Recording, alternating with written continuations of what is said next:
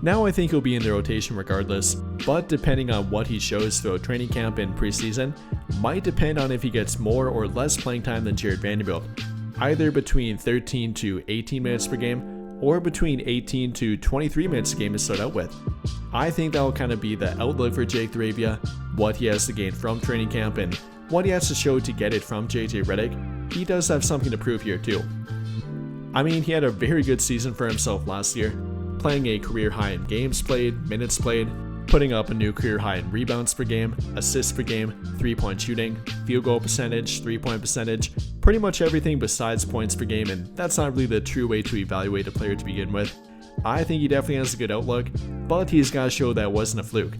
Wasn't a fluke that he shot above 35% for the first time in 3 years.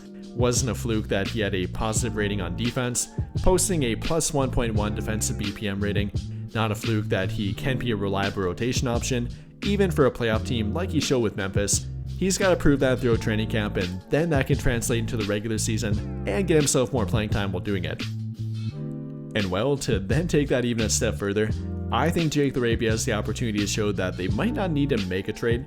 You know, we've often heard about them being interested in a 3-and-D wing, somebody like in Andrew Wiggins for example, that directly came up again this week. If Jake Laravia can prove to be that for their team, be that 3-and-D two-way wing for their team off the bench, or potentially even later on the starting lineup, then they might not need to make a trade, or maybe not as big of a trade for one. Maybe translating that from an Andrew Wiggins type of player that would take a lot to get, maybe down to a Haywood Highsmith that's more of a borderline rotation player. At that point, that's kind of what Jake Laravia can do for their team and potentially the trade outcome that he could generate from their team too. Not only protecting himself, but giving himself more playing time, protecting the trade assets on their team, and actually giving them a viable rotation option that they don't currently have or might not believe they currently have.